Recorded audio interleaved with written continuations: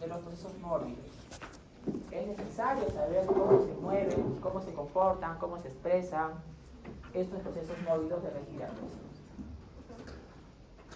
Intoxicaciones es un universo. Les he dado la vez pasada 2 ejemplos. Un ejemplo más. A ver si está la delegada en este momento. En mi guardia viene una paciente a las 3 de la mañana. La familia la trae en brazos, la señora estaba con los ojos midriáticos y respirando agónicamente. Cianosis del labio, cianosis de los dedos y de las uñas. Inmediatamente procedimos a la intubación y a la anamnesis. ¿Qué pasó? ¿Qué sucedió? Y la señora nos dice que la trae, que esta señora cenó con ellos la noche previa normal, cenaron normal. Pero ella se fue a su cuarto y en la mañana, a las 3 de la mañana, sintieron como que algo se quemaba y salía de ese cuarto. Tuvieron que romper la puerta y así como la vimos en la emergencia, así estaba ella. Y había, en el rincón de ese cuartito, había todavía humeante, leña humeante, ¿no? ¿Qué sucedió? ¿Cuál sería la explicación? Una joven de 40 años, entonces es una intoxicación. Entonces, intoxicación. ¿Qué sucedió? ¿Qué pasó en este caso? Lo que pasó es de que el monóxido de carbono, no había ventanas, estaba todo cerrado, ¿no? Para calentarse lo hizo. Desplazó a la hemoglobina del oxígeno, al monóxido del oxígeno con una fuerza de 240 veces. Y inmediatamente la señora se durmió a coma. ¿Y por qué es bueno saber esto? Porque si no tienes información de anamnesis y te tiene así el paciente, tú empiezas a pensar, pero están ojos midriáticos, en coma, en tuba y va a tomografía. No está mal la reacción, pero por ahí no está el problema, en este contexto específicamente, ¿no? Aquí es que el tratamiento, que no es objetivo en semiología, el tratamiento, mientras más fisiopatológico sea, es más efectivo. Y muchos diagnósticos en general de nuestra medicina son por anamnesis. Entonces no pierdan la oportunidad de hacerlo. Entonces se le intubó, se le puso oxígeno, ya comenzó a mover los brazos 1 hora después, ya comenzó a mover el cuello, pero aún seguía midriática, ¿no? Ahora, para desplazar el oxígeno, para desplazar el monóxido que está pegado a la hemoglobina, desvió a la izquierda, revisen la curva que les he mostrado la vez pasada en la diapo. El oxígeno que le estamos dando no es suficiente, tenemos que darle cambio hiperbárica. Con cambio hiperbárica se logra que la paciente se despierte, sus pupilas se reduzcan. Pero si no sabes nada de esto, entonces tú vas a ir a tomografía, a la resonancia, un montón de análisis, y se pierde la oportunidad, porque si no lo desplazamos al monóxido del oxígeno, la mortalidad es alta. Entonces no tenemos que perder mucho tiempo. Bueno, hazle lo que quieras, pero ten presente el foco. Mientras mejor sepa, 3 ejemplos que se he dado, mejor tratamiento. ¿Ya? El tabaco genera bronquitis crónica y otros males, y los males estilos de vida, ¿no? Pacientes que tienen problemas socioeconómicos son los que más sufren la tuberculosis. Recuerden, la tuberculosis es una enfermedad que nos está golpeando fuerte a los peruanos hace años. Somos primer país en Latam, nosotros, en tuberculosis drogoresistente. En mi servicio hay 2 pacientes con esa sospecha, en mi servicio de medicina.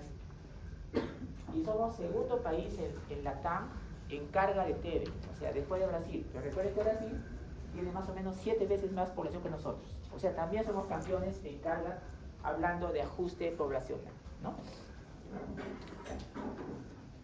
Recuerden los antecedentes. La TBC se contagia por cercana, contacto permanente, persistente. Ejemplo, doctor, ejemplo. Yo pensaba, inocentemente, que después de la pandemia, de estar enmascarados 2 años, iba a bajar la TB. Falso, ha subido. ¿Por qué, doctor, si estamos todos con mascarilla? En la calle, en tu casa. Entonces, el tuberculoso en su casa contagiando y todos encerrados, más contagio. Y luego la TB. Entonces, cercano, contagio progresivo. Decíamos nosotros, ¿no? En nuestra inocencia, ¿no? Ya no nos queda, ya somos viejos. Y como va, todos están más enmascarados en el Perú, 2020, 2021, entonces va a bajar la TB. Se ha subido más. ¿Por qué? Porque el contagio mayormente es cercanía intradomiciliaria. Y muy pocos peruanos usaban mascarilla dentro del domicilio en la pandemia para cuidar a un paciente oncológico. En la casa se liberaban. Cáncer pulmonar por los oncogenes. El cáncer pulmonar tiene que ver con la genética y el ambiente. ¿De acuerdo? Entonces, si un paciente tiene sospecha de cáncer pulmonar, hay que preguntar por antecedentes. Y la marcha alérgica, que es una sola enfermedad, ya les mencioné la vez pasada, con expresión en uno o más receptores. ¿Y eso qué significa? Que si mi paciente tiene rinitis alérgica, tiene más riesgo de hacer asma bronquial alérgica que un paciente que no tiene rinitis alérgica. Eso significa. Si vemos bronquitis en el paciente, buscamos para atrás antecedentes de infecciones severas respiratorias. Por ejemplo, tuberculosis genera frecuentemente bronquitis como secuela. El COVID también. Si el paciente es tuberculoso, en nuestro país, hace más o menos 15 años, es ley, sale de nosotros, hay que buscarle VIH. Pero en Estados Unidos, miren lo retrasado que estamos, hace como 30 años, latino, con TBC, VIH, hace 30 años, nosotros estamos hace 15, pero ya hemos avanzado. Y encontramos TB. ¿Es tuberculoso? ¿Por qué se ha hablado de tuberculosis? Prueba VIH positivo, algunos, ¿no? Otros no. El paciente que tiene tuberculosis puede manifestar la tuberculosis en cualquier órgano. Yo resalto lo que dijo vuestro compañero la vez pasada, y es cierto. Nosotros trabajamos en TB, la TB te da todas las toses, te da todas las toses. ¿Por qué, doctor? Porque la TB se te afecta a todos los órganos. Te da tos sencilla, te da tos bronquial, te da tos bitonal, te da tos perruna, todas las toses. Pero si me preguntases, mira, si me preguntases, pero ¿cuál es la tos más frecuente que tiene la TB? La tos sencilla. Y muchos ni tosen. Algunas enfermedades del colágeno generan fibrosis pulmonar, por ejemplo, esclerodermia. Si un paciente tiene esclerodermia, es mi función como médico buscarle fibrosis pulmonar. Y si la asma bronquial está presente, y si es alérgica, debo buscar parásitos, porque los parásitos también generan ese problema de alergia. Muy bien, ya llegamos, ya estamos llegando. Paciencia. Estos son los síntomas respiratorios principales, de los cuales vamos a revisar en los seminarios, ya lo hemos hecho. Y a estos síntomas respiratorios principales le acompañan los síntomas generales. Si me preguntasen cuál es el más frecuente, la tos. ¿Cuál es la bandera roja? Dolor torácico, disnea, cianosis, no confundir. Bandera roja es cuando un signo o síntoma le puede llevar a la muerte al paciente. Entonces tenemos que parar las antenas y ser más intensos en la búsqueda de la causa. ¿Ya? Bien, vamos a empezar con la tos.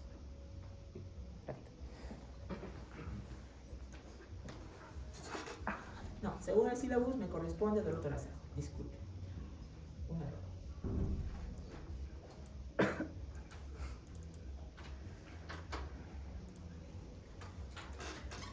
Ya les preguntaba a mis estudiantes de medicina, ¿qué debemos preguntar al dolor torácico? Muchas cosas, ¿sí o no?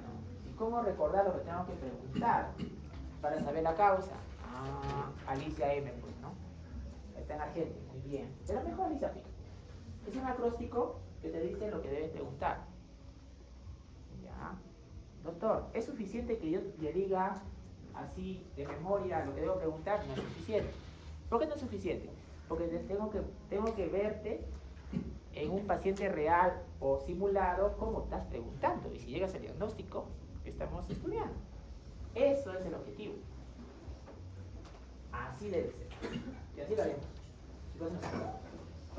Cuando hay un paciente que tiene dolor torácico y es agudo, y es bandera roja, ya les dije, claro, dolor torácico, algunas veces bandera roja, tenemos la obligación de descartar estas 5 ítems.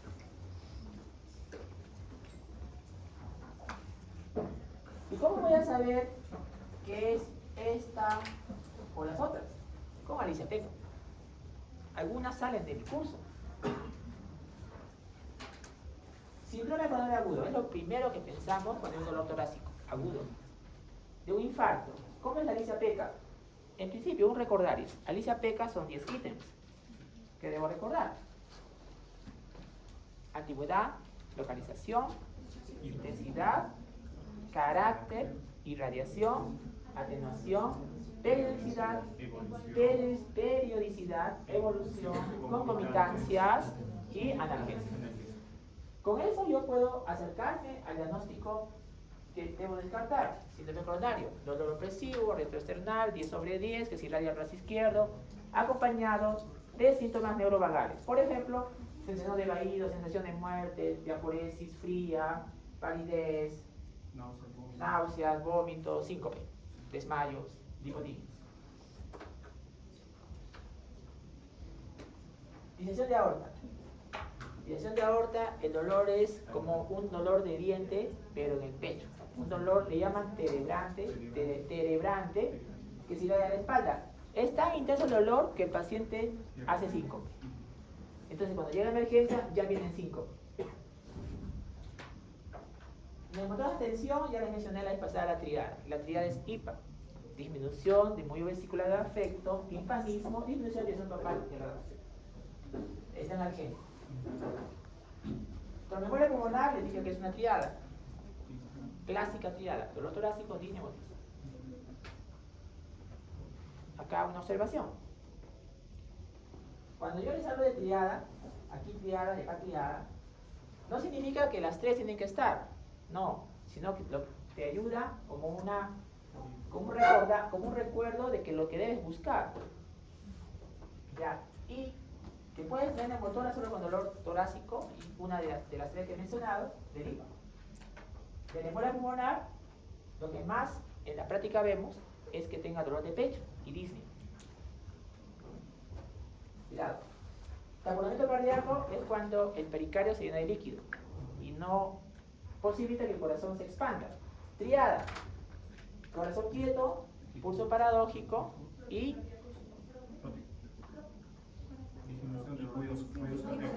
la hipotensión arterial. Ya, triada. La triada de Beck. Entonces, recuerde, la fisiopatología del dolor, hay muchas clasificaciones, de verdad que el tiempo es apretadísimo para poder desplayarnos aquí.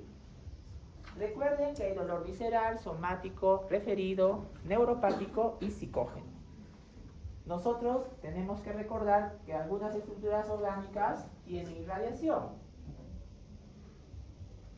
Porque nuestro dolor de tórax a nivel intrapulmonar es visceral. Y podemos tener, por ejemplo, omalgia. Omalgia es dolor en el hombro, que a veces ocurre en algunas condensaciones.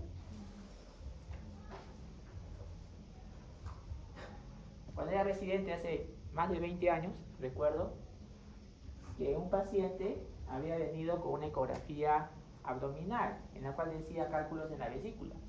Y le dolía justamente esa parte del hipocondrio derecho. Pero hay algo que no encajaba, eso le digo a mi grupo siempre, ¿no? Vean el contexto, vean el bosque, ¿no? Tenía fiebre. Bueno, la fiebre puede ser dada en el score de Kioto de colititis calculosa. Podría, pero es raro ver un paciente con... Puede ser una colititis calculosa infectada. Pero al examinar al paciente estaba disneico. ¿Qué tiene que ver la disnea con el dolor torácico? Pero por el dolor abdominal de la vesícula. Bueno, debe ser la disnea por el dolor. Ya, pues lo estás tirando, lo estás jalando ya, ¿no? Entonces, el examen físico. Si alguien va a ser cirujano, lo felicito, pero tú tienes que pensar con la cabeza, no con las manos. Si tú solamente ves el abdomen, y tocas por acá, le va a doler seguramente. Pero tienes que examinar y el paciente tendría crepitantes. Aquí sí ya no puedes tirarlo. ¿Qué tiene que ver un crepitante con una vesícula calculosa? No tiene que ver nada. Es una radiografía cotonoso, una neumonía basal derecha con una irradiación hacia el hipocondrio derecho y la vesícula era inocente. O sea, nadie negaba que había vesícula con piedra, pero no era responsable de que venga la emergencia. Porque la fiebre, el crepitante y el patrón cotonoso en la placa era una neumonía basal derecha, pero acá le dolía al paciente. En ese contexto, por eso yo les digo, una de las mejores formas de aprender medicina es en el contexto. No se puede hacer la misma receta con todos los pacientes. Bueno, esto también, si van a ser pediatras, ocurre también, a veces ocurre, ¿no? Que a veces la combinación exudativa de la base se irradia a la fosa ilíaca derecha y el pequeño viene con una sospecha de apendicitis. Entonces, por eso dicen, ¿no? Un buen pediatra que le examine. No, sí, es una apendicitis, llévelo al cirujano, ¿no? El dolor de mediastinos irradia al cuello, una mediastinitis. Esas son las figuras de Suros. ¿Y eso por qué ocurre? Ocurre porque las raíces nerviosas, ¿no? Que son de la parte nociceptiva dolorosa, tienen su expresión en el asa posterior de la médula espinal y suben hacia el tálamo y hacia la corteza sensitiva. Y hay formación de regiones. Todas las estructuras intraabdominales no torácicas tienen inervación por regiones. Entonces no es extrañar que algunas irradien, ¿no? Muchas causas de dolor torácico. Muy densa esta diapositiva.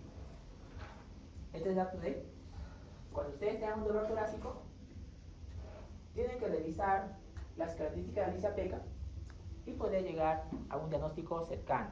¿Cuántos diagnósticos tienen que tener? Es variable, ¿no? Algunos dicen 3, hay gente dice 3, ¿no? Debo tener en la cabeza 3 diagnósticos, ¿no? Un ejemplo. Si un paciente tiene un dolor torácico súbito, 3 posibilidades, 3, ¿no? ¿Pero memoria pulmonar? ¿Neumotoras? ¿Y cuál es la otra? Infarto de miocardio, 3, ¿no? No está mal esa intuición, ¿no? Pero en mi humilde opinión deberían ser 6 a 8. 6 a 8. Entonces, el dolor torácico, recuerden, cardíaco primera opción, les da Alicia-Peca de infarto de miocardio. Vascular también les mencioné, ¿no? Lo que es disección de aorta. ¿Qué es disección de aorta? Es cuando la sangre se mete, desplaza, separa las capas de la pared de la arteria. Y esa arteria se puede romper y es fatal, ¿no? Pulmonar la pasamos con el neumotórax, la combinación exudativa y de la medular. Caso intestinal es lo que es el reflujo esofágico. El diagnóstico también es anamnesis, es un dolor ardor quemazón, retrosternal, que empeora después de comer y cuando nos recostamos después de comer y mejora con antiácidos. Si tiene pirosis, el diagnóstico ya está. El desafío para nosotros, somos de desafíos, es cuando el paciente tiene reflujo sin pirosis. 3 de 10. 7 de 10 con pirosis. 3 de 10, el desafío es diagnosticarlo, ¿no? Balonamientos, explicación. Músculo esquelético es dolor de tipo de la pared torácica, por ejemplo, una osteocondritis o un dolor de tipo de una distensión de ligamentos, una inflamación de la articulación controcondral. ¿Cuál es la más frecuente de los dolores torácicos? Esta. Entonces, ustedes se pueden preguntar, doctor, si esta es la más frecuente, ¿por qué lo pone acá? ¿Por qué no está acá arriba? Es que cuando es bandera roja, tienes que usar la clasificación del peor escenario. ¿Cuál es el peor escenario? Este. Para todos los casos, usa la frecuencia. Lo que decían mis estudiantes de medicina, ¿no? Cascos, piensa en caballos. Eso es para todo. Pero cuando es bandera roja, tus diferenciales deben ser el peor escenario, en bandera roja. Peor escenario. ¿Ya? Es una recomendación también. Infecciosa, herpes zóster. El herpes zóster es una infección por el herpes zóster que te genera una vesícula cutánea que sigue un pedito dermatómico unilateral con dolor neuropático, que es un dolor de una disestesia, ¿no? el paciente refiere disestesias, como por ejemplo pinchazo, ardor, hormigueo, en esa zona de las vesículas, y no hay algo que lo genere de esa manera, ¿no? O sea, no hay clavos, no hay fósforos prendidos de quemazón. El nervio ha sido dañado por el virus herpes zóster. Y si nada de esto es, entonces es psicópata, ¿no? O sea, el paciente tiene un problema de psiquiátrico, por ejemplo, delirios fijos, depresión, ansiedad, pánico, estrés, etc. Entonces vamos a tener que recordar rápidamente, para pasar a otra diapositiva, ¿cuál es el dolor de tipo visceral? Cardíaco, vascular, pulmonar, gastrointestinal. ¿Cuál es somático? Musculoesquelético. ¿Cuál es neuropático? Infeccioso. ¿Cuál es referido? Cardíaco, vascular, pulmonar, musculoesquelético. ¿Y cuál es psicógeno? ¿Ya? Entonces, la semiología y aquí se aplica con la fisiopatología. ¿Está bien? ¿Y por qué tiene que ser así? Porque si el dolor es por un herpes zóster y es neuropático, para esto hay un tratamiento específico. Si el dolor es porque se desgarró, jaló 100 kilos, o sea, nunca cargó un saco de papas de 80 kilos y cargó un saco de 80 kilos y luego se quedó con un dolor que no se pudo ni parar, es AINES, dolor somático. Y si el dolor es visceral, depende, pues. Si se ocluyó la arteria coronaria, pues tenemos que tener un catéter stent para sacar la arteria coronaria específico, ¿no? Mientras tanto le damos morfina, ¿ven? Para cada uno de ellos hay un tratamiento específico. Bien, en todo caso, recuerden ese punto, ¿no? ¿Cómo clasificamos el dolor torácico? Cardíaco, pulmonar, ya les mencioné, ¿no? Las causas van a depender del contexto.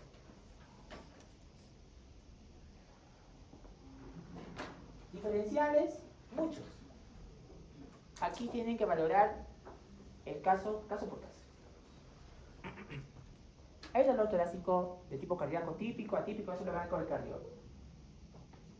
Si hay pared torácica, o sea, un dolor por un problema de pared torácica, músculos, piel, cartílago, hueso, podría ser el síndrome de Tietze. El síndrome de Tietze ocurre en adultos jóvenes, no hay diferencia en género, que le duele acá en el pecho a nivel del precordio, la zona poética del corazón. Y ellos no son médicos. Inmediatamente, ¿qué dicen? Corazón es el problema, ¿no? Y se ponen ansiosos y vienen. Cuando examinamos, el IPA está normal, pero cuando le tocamos, con cuidado, le duele, específicamente. Y por la localización del dolor y por un IPA normal cardiológico y respiratorio, concluimos que es una osteocondritis costal. Eso se llama síndrome de Tietze. Entonces no les sorprenda que ponga síndrome de Tietze en los test de concurrencia de guión, ¿no? El día de hoy no. ¿Está bien? Muy bien. Vamos a hacer un poquito más. ¿Qué tal si el dolor es psiquiátrico? Es al final. Tienes que descartar organicidad. ¿Ya? Acá, up to date nos dice 4. Nos dice ansiedad, depresión, pánico, Munchausen, acá falta delirios fijos. Y estrés también, ¿no? Se queda un poquito corto up to date, ¿no? El pánico no es difícil de demostrarlo. El paciente estaba muy bien, de pronto comienza a tener unas sensaciones que algo le va a pasar. Él dice que algo le va a pasar y comienza a tener todo un cortejo de síntomas cardiopulmonares y otros, ¿no? Y ese máximo pico de angustia es antes de los 10 minutos. Eso es un pánico. Munchausen es maltrato, ¿no? Eso ocurre a veces, ¿no? El paciente psiquiátrico, doctor, el paciente no sé qué le pasa, le duele el pecho, a ver, y está con unas fajas de que estaba amarrado en su casa.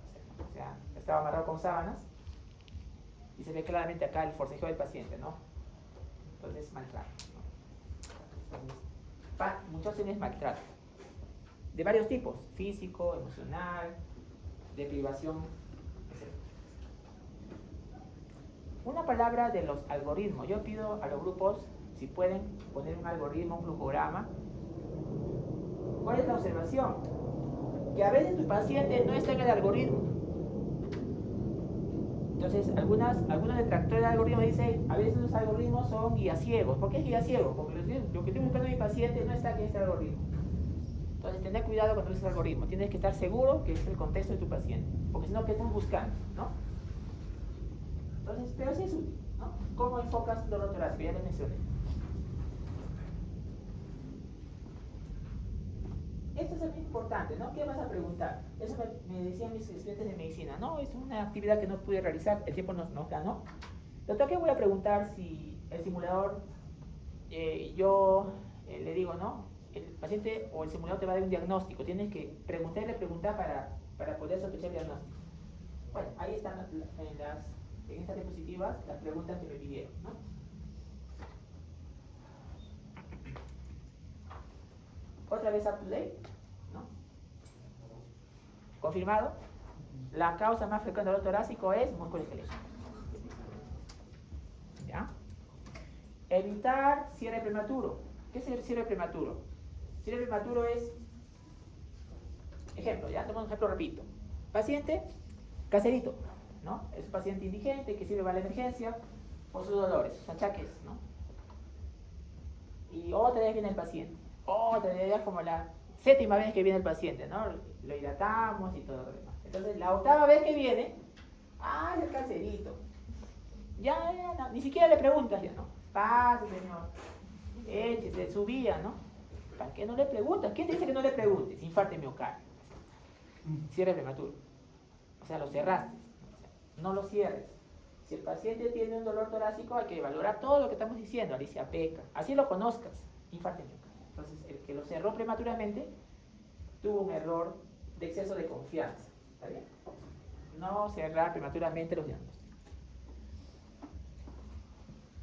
El dolor torácico de tipo infarto miocardio es típico cuando es, como ya mencioné, el Alicia Peca. A veces son atípicos. Nos ha pasado infarto miocardio con un dolor que no tiene esas características. ¿Y por qué sospechaste ese infarto? Por su contexto. Paciente adulto mayor, paciente hipertenso, diabético. O sea, ya no era solamente, es atípico, ya no es. Contexto. Esto también es up to date. Las características que voy a tenerme en el dolor musculoesquelético, que es el más frecuente. Duración variable, es superficial, es posicional, que el paciente refiere mejoría o exacerbación cuando se mueve, ¿ya? Cuando respira, cuando inspira, le duele, y cuando le tocas. En general, cuando es musculoesquelético, el paciente te menciona con el dedo índice, acá me duele. Y cuando es visceral, infarto de miocardio, con toda la palma de la mano, aquí me duele. ¿Ves qué diferente? Mira, visceral es de borde difuso. Musculoesquelético somático es localizado. ¿Ya? Tened presente. Esto se llama sensibilidad local en up to date, punto gatillo o punto trigger. Tóquenle, pero con cuidado, ¿no? Porque le vamos a saltar. ¿Dónde está? Acá, doctor. Le tocas, pero con cuidado, porque le vas a saltar. Porque ahí le duele. Eso se llama punto gatillo, punto trigger, sensibilidad local.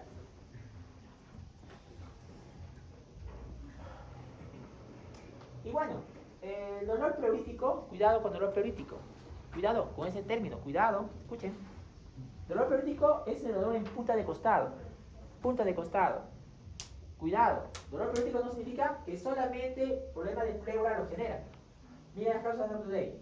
Neumonía, condensación exudativa, embolia pulmonar, neumotoras,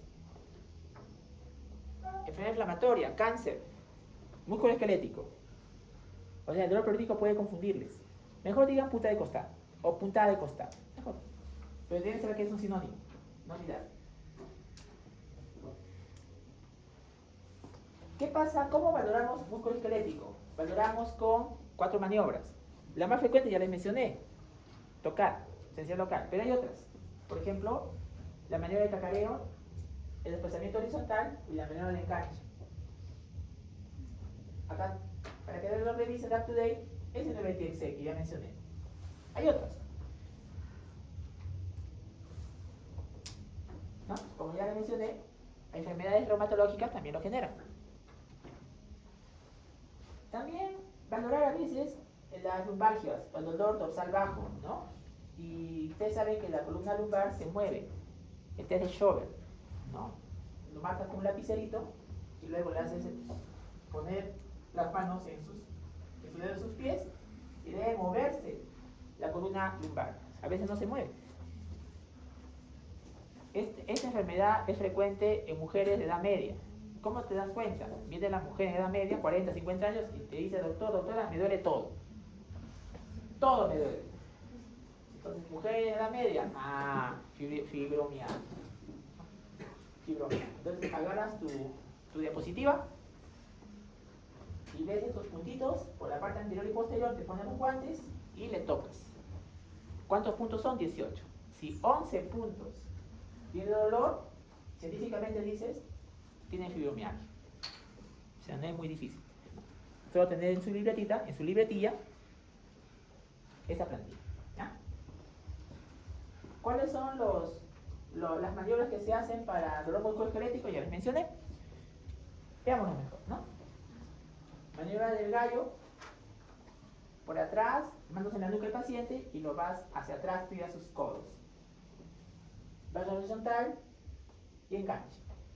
¿Para qué todo eso? ¿Para qué es todo esto? Para saber si el dolor torácico es musculoesquelético. Obviamente que al llegar a este punto es porque ya descartaste con Alicia Peca que sea cardíaco, pulmonar, gastrointestinal. Ya has visto su piel, que no es un herpes zóster.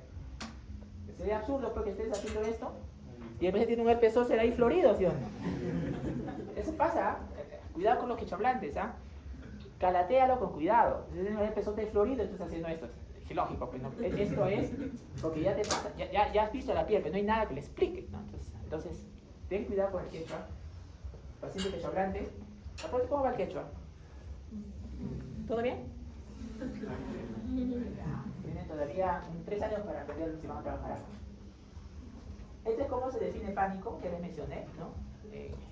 Acá, y dentro de todo el cortejo sintomático de un paciente en pánico está el dolor torácico. Entonces, sí se puede, ¿no? Pero esto es al final. Entonces, no olvidar, punta de costado es dolor pleurítico, ¿no? Y tiene varias acepciones, ¿no? No solamente es pleura, ¿no? Puede ser cáncer, puede ser fractura, puede ser musculoesquelesis, ¿no? El dolor neurálgico es por el herpes zóster. También hay otros dolores neurálgicos. Hay otro dolor neurálgico que ves. Por ejemplo, si el paciente tiene un aplastamiento, una fractura de la columna vertebral por tuberculosis. Entonces, el nervio que sale es mordido y el paciente tiene neuralgia, ¿no? Pero la neuralgia es por el pellizcamiento mecánico del nervio en la columna vertebral por tuberculosis, ¿no? El herpes zóster te da también neuralgia, ¿no? ¿Ves? Acá está mal de pot, ¿no? En nuestro servicio tenemos mal de pot frecuentemente, ¿no? Muy bien, entonces, ¿qué estudios pedimos? Va a depender de lo que estás buscando. Si tienes un infarto de miocardio, ¿qué le pides? Un EKG. ¿Cuánto tiempo tienes para tomar EKG? Máximo 10 minutos, ¿no? Y con el EKG dices, ¿es elevado o no es elevado? Si es elevado, le das fibrosis y lo pasas a una angioplastía. Entonces, va a depender de lo que estás sospechando para pedir el examen. Si piensas en una hemotórax, ¿qué le pides? Una hemotórax, ¿qué le pides? Una radiografía. ¿Está bien? Muy bien, una radiografía, ¿no? Una experiencia que tuvieron unos rescatistas británicos, ¿no? Se cayó, se desbarrancó en un cerro en Inglaterra un carro, hasta la quebrada, llegaron en helicóptero. Es un sueño para nosotros, ¿no? En helicóptero, médico. Hasta ahora sigo esperando, me pasó 21 años. Nosotros esperamos que venga a la clínica, hospital, pobre paciente, no llega, pues fallece. Entonces, todos los rescatistas llegaron hasta la quebrada en helicóptero, salieron. El adulto mayor lo sacaron del coche, estaba inconsciente. A ver, le examinaron al paciente y no pasaba muy vesicular.